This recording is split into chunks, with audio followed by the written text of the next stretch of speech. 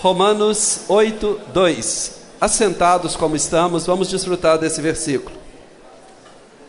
Romanos 8, 2. Romanos 8, 2. Porque a lei do Espírito da vida em Cristo Jesus te livrou da lei do pecado e da morte. Vamos ler de novo? Porque a lei...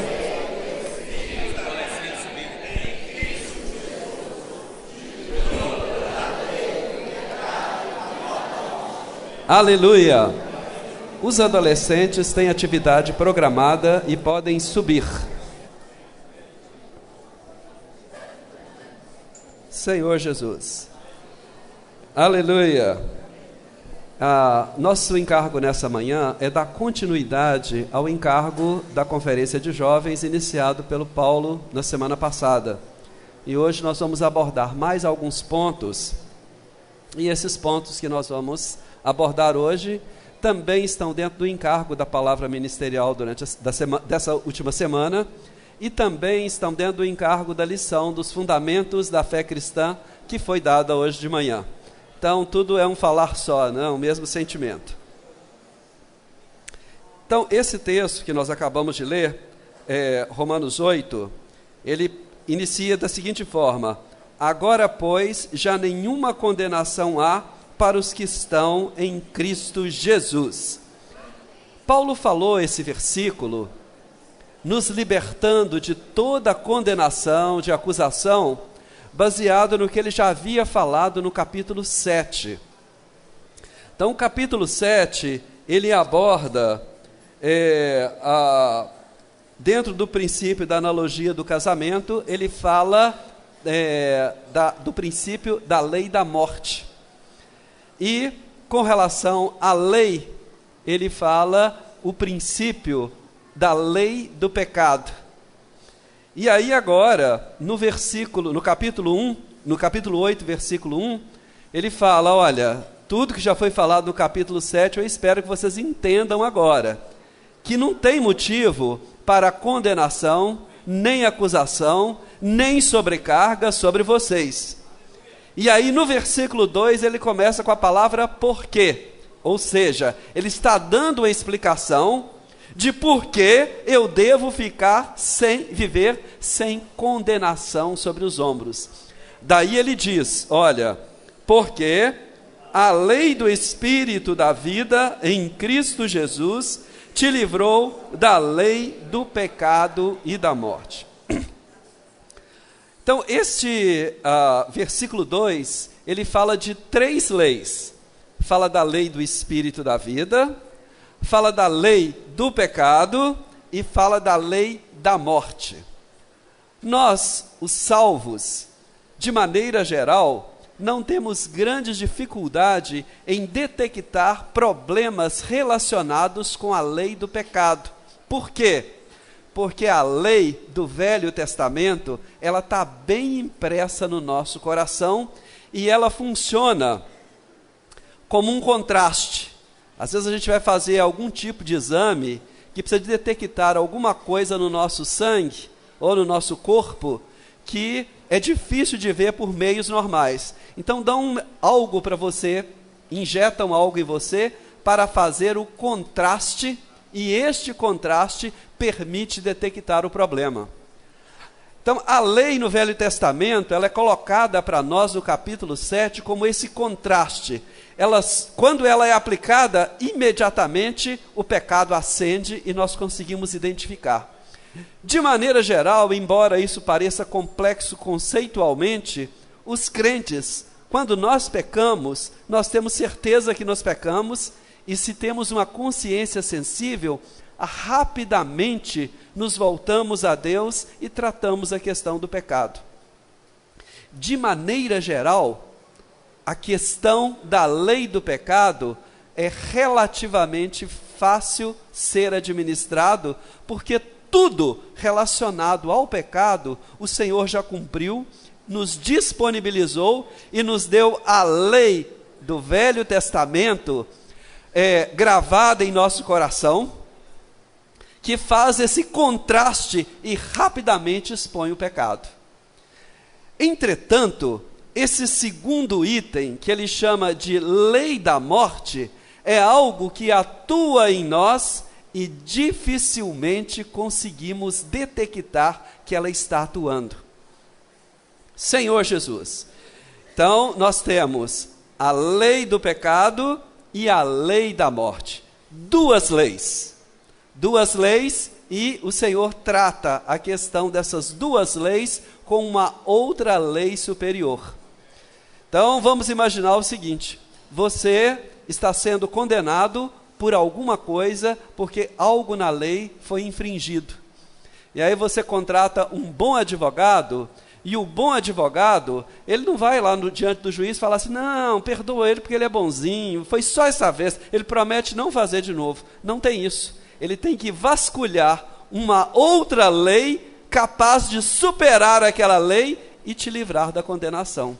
Para isso que antes de falar da lei do pecado e da morte, foi apresentada a lei do Espírito da vida, que é uma lei superior, capaz de anular essas outras duas leis inferiores e menos potentes.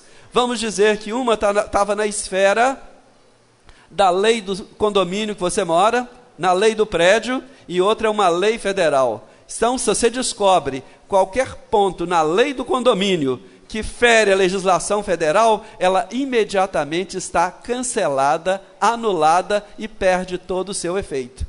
Enquanto isso não for provado, as pessoas continuam sujeitas àquela lei, sofrendo com ela. Mas na hora que surge alguém e mostra essa incoerência, essa incompatibilidade, imediatamente ela perde o seu valor. Assim é a lei do pecado e da morte diante da lei do Espírito e da vida. Senhor Jesus. Mas como já foi falado, a lei do pecado, facilmente nós detectamos quando o sinal vermelho passa. Entretanto, nós passamos o sinal vermelho. Entretanto, a lei da morte, nós conseguimos conviver com ela por anos a fio e achando que está tudo bem, está tudo normal, eu não estou fazendo nada de errado. Assim é a lei da morte. Vamos ver dois exemplos em Apocalipse, capítulos 2 e capítulo 3. Carta à igreja em Sardes. Carta à igreja em Sardes começa da seguinte forma, capítulo 3, versículo 1. Ao anjo da igreja em Sardes escreve: estas coisas diz aquele que tem os 7 Espíritos de Deus e as 7 estrelas. Conheço as tuas obras, que tens nome de que vives e está morto. Então, com relação à morte, a igreja em Sardes, ela contava para todo mundo: olha, eu estou viva, está tudo bem, está tudo normal. As reuniões da igreja, nota 10, são maravilhosas, tudo bom, tudo tranquilo, cada um tem seu papel ali e tal, os irmãos da liderança trabalham, servem e está tudo normal. Aí o Senhor fala para a igreja em Sardes: vocês dizem que estão vivos, vocês espalham para todos os cantos que está tudo bem, mas na realidade vocês estão mortos. A igreja em Sardes, quase em sua totalidade, tinha dificuldade de perceber, eles percebiam as questões relacionadas ao pecado, mas não conseguiam detectar as questões relacionadas à lei da morte. Continuando, versículo 2: sê vigilante e consolida o resto que estava para morrer, porque não tem achado íntegras as tuas obras na presença do meu Deus. Consolidar o resto que estava para morrer. Então, João está falando, o Espírito está falando para a igreja em Sardes: olha, vocês estão mortos, parcialmente, estão envolvidos em um processo de morte, e cuidado, porque ainda esse restinho que está para morrer é a chance da atuação da vida em ressurreição, e mudar a sua condição. Por isso ele fala, consolida o resto que estava para morrer. Então vocês estão num processo de morte, precisa sair dele. Continuando. Lembra-te, pois, do que tens recebido e ouvido, guarda-o e arrepende-te, porque se não vigiares, virei como ladrão, e não conhecerás de modo algum em que hora virei contra ti. Ele fala, olha, presta atenção, o que vocês têm recebido não é pouco. O que vocês têm ouvido não é pouco. A questão é, vocês têm praticado o que têm ouvido e recebido?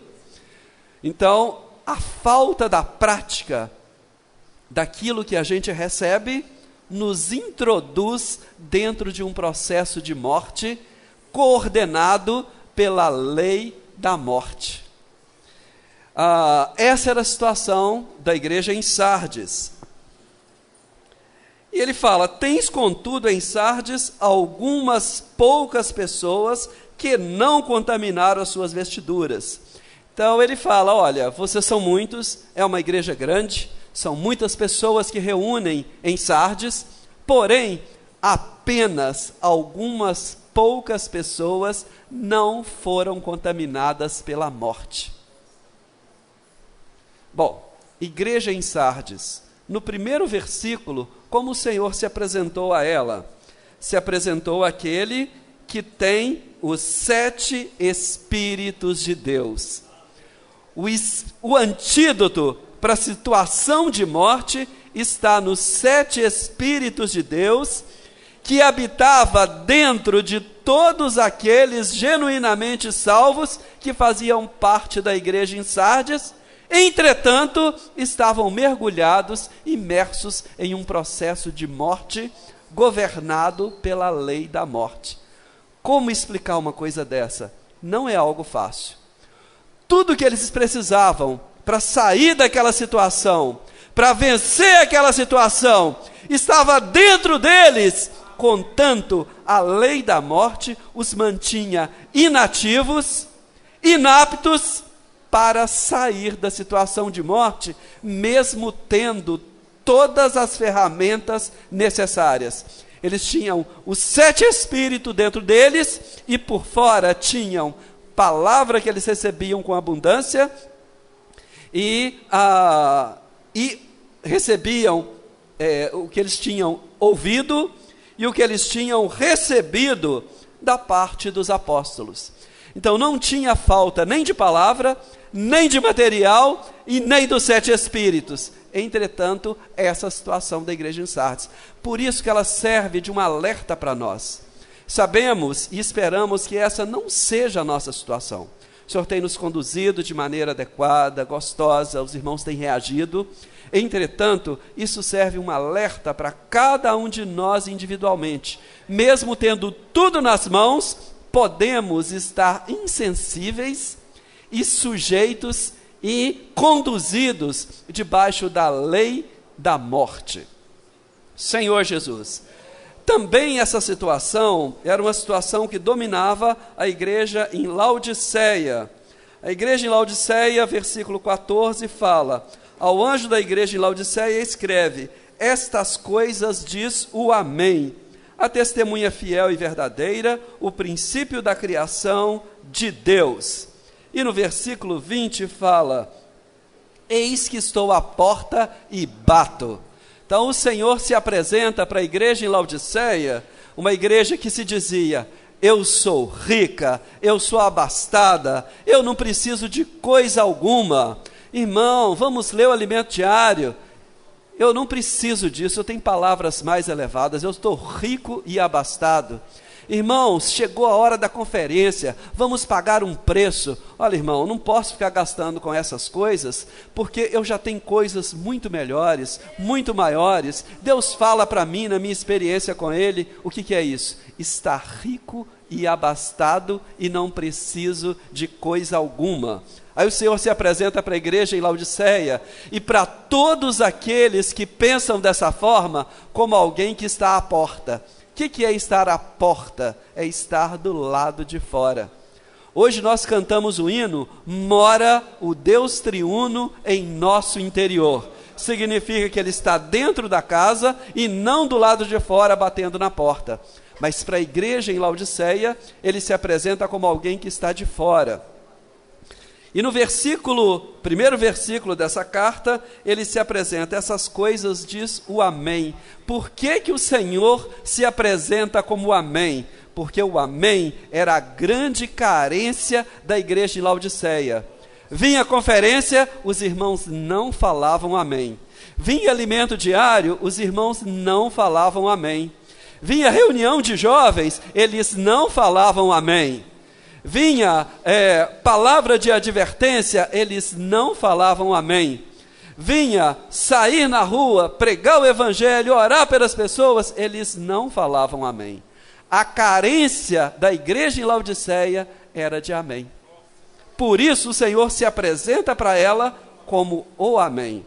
Para a igreja em Sardes, a carência era usar os 7 espíritos que estavam no interior deles. O Senhor se apresentou como aquele que tem os 7 espíritos de Deus. Senhor Jesus, nessas 2 igrejas atuava a lei da morte. Talvez eles conseguissem se libertar e se desvencilhar facilmente da lei do pecado. Por isso, eles achavam que estavam tão bem. Não estamos fazendo nada de errado. Não estamos cometendo nenhum pecado. Está tudo bem, está tudo normal. Dentro de sepultura não existe problema. Tudo é perfeitamente organizado e parece normal. Mas a morte está ali atuando. Senhor Jesus. Ó Senhor Jesus. Então, essas 2 igrejas, nós vemos essa situação. Então, vamos voltar agora para Romanos 8, para continuar, entendemos esse aspecto da lei da morte. Vamos agora sair do buraco e vamos para a lei do Espírito da vida. Primeira coisa que nós precisamos de entender quando nós falamos da lei do Espírito da vida, o Espírito da vida é diferente do Espírito de poder. Nós vimos hoje na lição dos fundamentos da fé e também vimos no alimento diário, esses 2 aspectos relacionados ao sopro. O primeiro sopro de João 20 era o sopro do enchimento. Antes dele teve o sopro de Gênesis, que criou o recipiente. Em João 2, em João 20, houve o soprar do Espírito, que encheu o recipiente. Só que esse enchimento, ele tem 2 aspectos. O aspecto interior está relacionado com a vida. Lá em Gênesis, Deus soprou para dentro do homem para dar vida para o homem. Em João 20, Deus soprou para dentro do homem para que ele mesmo se tornasse a vida do homem. Então, esse sopro de João 20, ele está relacionado com a vida de Deus em nós. E o que foi soprado em João 20 para dentro dos filhos de Deus e que você recebeu no dia que você creu em Jesus, foi os 7 Espíritos de Deus, que estão relacionados com tudo aquilo que Deus é, tudo aquilo que Deus fez por meio de Cristo incluindo seu nascimento, seu viver humano, a sua morte, a sua ressurreição, a sua ascensão e glorificação. Tudo isso está dentro de nós.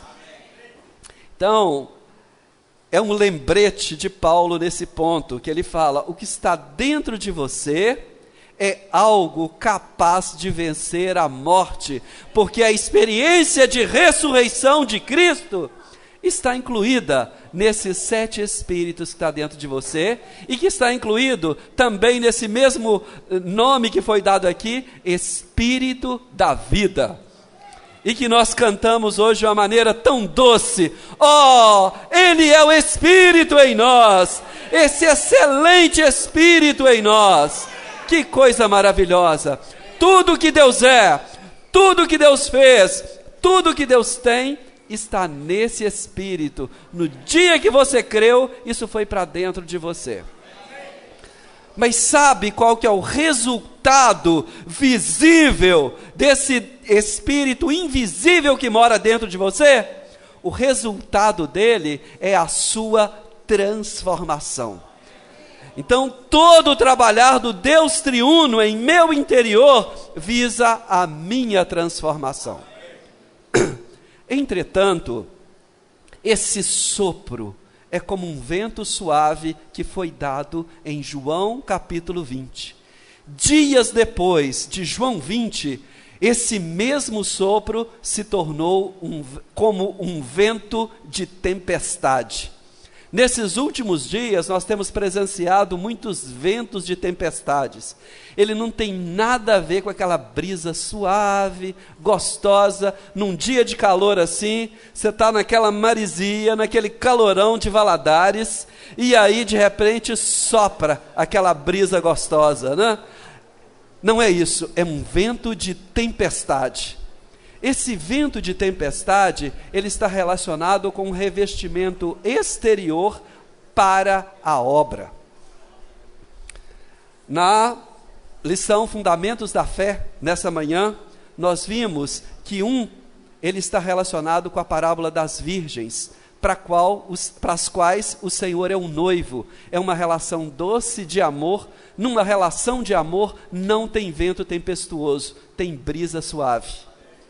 Mas esse espírito exterior de poder está relacionado também no capítulo 25 de Mateus, com a parábola daquele senhor que chama os seus servos, dá uma comissão e cobra resultado. Para isso, eu preciso do espírito como esse vento tempestuoso. Parênteses. Alguns de nós, especialmente os jovens, às vezes nos perguntam: por que a gente não vê tanto nas nossas reuniões essas manifestações de espírito de poder, de começar a falar em línguas diferentes sem ter estudado aquela língua, de cura, de operação de milagres? As reuniões da igreja, o grande encargo é a transformação do homem interior e a condução para esse exercício. Entretanto, todos nós que já experimentamos a saída para a obra, há algo especial.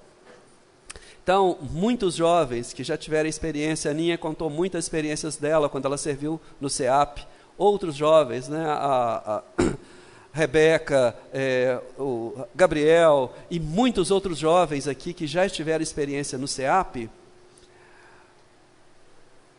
A nossa experiência no CEAP, Sarinha, é para rasgar o espaço da dimensão de Deus e permitir que algo exteriormente seja visto proveniente dessa dimensão. Na esfera humana não existe milagre. Milagre existe apenas na esfera da dimensão de Deus. Quando somos revestidos de poder para a obra, Deus permite que a nossa intercessão rasgue parte do tecido, espaço-tempo, e abra janelas da dimensão de Deus e um canal para que elementos pertencentes ao mundo que há de vir se tornem realidade agora. É isso que o Senhor fez quando aquela adolescente chamada Talita, Talita é menina, né? E o Senhor falou, ela tinha morrido, aí o Senhor falou para ela: menina, eu te mando, levanta.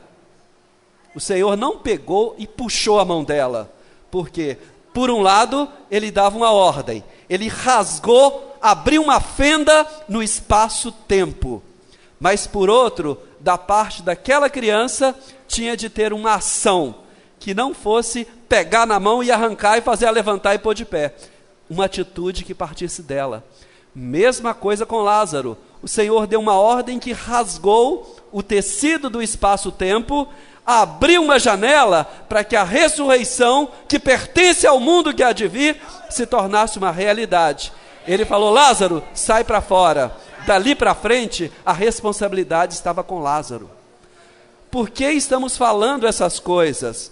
Porque tudo que está relacionado com a morte, a ação da morte na igreja em Sardes e em Laodiceia, João apenas dá uma ordem. Sair do buraco é uma questão que depende de uma escolha nossa, de uma escolha de cada um, e uma definição que pode mudar ou não mudar a minha história. A janela, o rasgo no tecido espaço-tempo é feito quando a ordem é dada. Mas aproveitar aquela curta janela de possibilidade de mudar a sua vida, de ser curado, de ser liberto, de ser transformado, depende da ação das pessoas. Por isso, quando nós pregamos o Evangelho, o Senhor rasga uma janela no tecido do espaço-tempo, abre a janela para uma outra dimensão, e a pessoa que ouviu o Evangelho, ele tem apenas alguns segundos de janela aberta. Se perdeu aquela oportunidade, talvez nunca mais ele vai encontrar o espaço da dimensão de Deus aberto. É isso, né? Então, essa experiência de salvação é um milagre, porque é um novo nascimento. Eu agora estou vivendo outro momento de glória, né? Algumas décadas atrás, eu vivi a experiência do milagre da vida com os meus filhos. Agora está vindo o milagre da vida na próxima geração. E aí você fica ali desesperado: Senhor, tão pequenininho ainda, está em formação, 4º mês, 3º mês, é tão pequenininho. É da Sara, viu, gente? Não é da Ana ainda não. É a Sara. É. Daí, irmãos, qualquer multiplicação de célula que acontece a todo segundo, se der errado, está tudo errado na vida. É um milagre que eu dependo dele a cada segundo. O que é isso? É algo da dimensão do mundo que há de vir. Irmãos, se nascer na esfera humana é um milagre tão grandioso, imagina nascer de Deus. O tamanho do milagre que acontece quando alguém crê em Jesus. Por isso, precisa da janela do espaço-tempo aberto para que aquela oportunidade seja ganha. Então, é algo maravilhoso. Nós que estamos fazendo a obra do Evangelho, presenciamos isso. Ouvimos tantos relatos dos nossos jovens que estiveram no CEAP. Os irmãos permitem, né? O Senhor permite a grande escassez de recursos financeiros para quem está pregando o Evangelho, tanto dentro do Brasil quanto fora, para que cada saída de livro seja um milagre, seja um rasgo no tecido espaço-tempo, e algo do mundo que há de vir se manifesta. Às vezes o Espírito fala: ora agora, porque ele tem tal doença e vai ser curado. Você obedece? E aí abre um rasgo no tecido do espaço-tempo e traz algo da dimensão de Deus, e alguém é curado. Quem faz isso? Quem abre o tecido do espaço-tempo? É Deus. Mas o Espírito interior é que te move a dar uma ordem e uma ação para que os céus se movam e os milagres aconteçam. Não precisamos de temer isso, né? Gente, vocês não acreditam, mas para mim o maior milagre capaz de acontecer na minha vida era conseguir comer macarrão. Durante toda a minha infância e juventude era provar e vomitar. Mas no dia que eu saí para pregar o evangelho, saí para a obra, cheguei numa casa, foi oferecido macarrão, eu comi macarrão. E não fez mal, não vomitou, porque para a obra tem uma unção especial. É impressionante, mas essas coisas acontecem, né? Todos nós já experimentamos, que estamos nessa experiência da obra, experimentamos os milagres. Eles são normais. Mas para sua transformação, ela não virá pelos sinais exteriores. Ela virá pela ação dos 7 Espíritos de Deus. Ele é que é capaz de vencer a morte. Se você acha que a morte vai ser vencida com sinais exteriores, Paulo deixa muito claro, é o espírito da vida, não é o espírito de poder. Precisamos dele para a obra de Deus, enquanto servimos os irmãos, servimos a igreja, saímos para a obra do ministério, precisamos do espírito de poder, mas para a nossa transformação e vencer a lei da morte, só o espírito interior ou os 7 Espíritos de Deus. Senhor Jesus, junto com essa experiência do Senhor dentro de nós, do Senhor em nós, né? João 12, nós temos um versículo muito interessante. João 12, versículo 25 fala... Não, versículo 24. Em verdade vos digo, se o grão de trigo caindo na terra não morrer, fica ele só, mas se morrer, produz muito fruto. O Senhor, nesse versículo, ele estava se referindo à sua experiência de morte na cruz, como grão de trigo jogado para dentro da terra. Ele fala, olha, deixa eu te contar uma coisa. Para a vida de ressurreição se manifestar, é necessário que a morte se manifeste primeiro. Se hoje eu ganhei esse sentimento de que a minha situação é uma situação de estar debaixo da lei da morte, antes de ser uma péssima notícia, isto é uma ótima notícia. Somente os mortos são capazes de desfrutar da vida de ressurreição. Aí você fala, puxa, mas isso ainda é impossível para mim. É claro que é. Mas dentro de você está o Espírito do Senhor que passou por essa experiência. Que lá no Hades, assim como a nossa experiência de fé rasga o tecido do espaço-tempo e traz coisas da dimensão de Deus para a nossa dimensão, o Senhor rasgou o tecido do Hades por meio da vida de ressurreição. E esta vida de ressurreição está dentro de mim, está dentro de você, atuando, e ela é capaz de vencer a lei da morte. É como se Paulo dissesse, né? Porque a lei da ressurreição em Cristo Jesus vence a lei da morte. Senhor Jesus. Oh, Senhor Jesus. Então, essas ferramentas, né, foram dadas para nós. Os 7 Espíritos de Deus está dentro de mim, está disponível. Deus espera que eu use abundantemente os 7 Espíritos. Ele se manifesta de 2 formas: internamente, me transformando, e externamente, para a obra de Deus, trazendo as coisas que pertencem ao mundo que há de vir, para a nossa dimensão, para a nossa realidade. Os milagres acontecem, e não estranhe, não saia achando que foi algo excepcional que aconteceu, porque é algo perfeitamente normal da dimensão de Deus.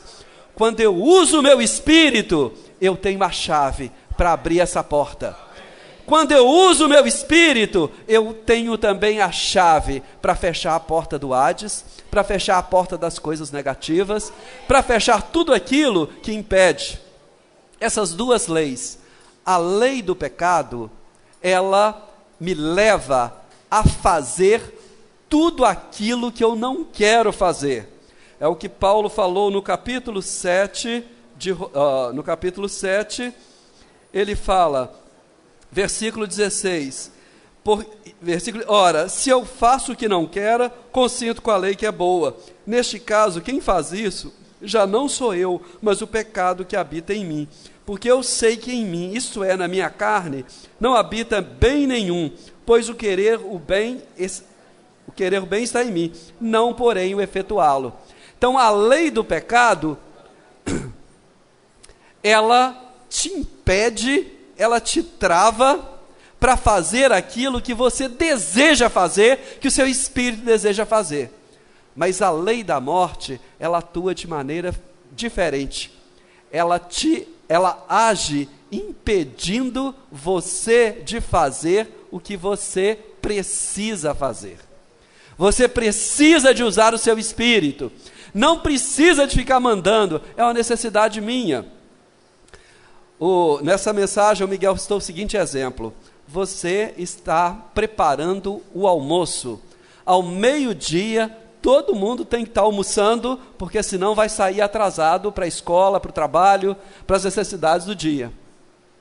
E aí, ela descobre, no tempo que fogão não tinha o botãozinho de apertar, né, que está faltando fósforo. Ela vê isso às 10 horas da manhã. Aí, fala para o Pedro: Pedrinho, vai lá e compra fósforo para mim. Fala, mas agora não posso, que eu estou no meu jogo aqui, mas eu combino com a senhora, de noite, assim que terminar, que eu voltar da aula, eu vou lá e compro. Isso não pode ser para depois, isso tem que ser para agora. O exercício do nosso espírito também é algo para agora. E eu preciso de perceber essa necessidade que eu tenho de exercitar o meu espírito. A lei da morte me impede de ver e praticar isso. E a lei do pecado me leva a fazer o que eu não quero fazer, que é cometer atos pecaminosos. São duas ações diferentes. Mas a grande novidade é, porque mais complexa que seja essa ação, ou do pecado ou da morte, nós temos o Espírito da vida dentro de nós. Aleluia! Jesus é o Senhor.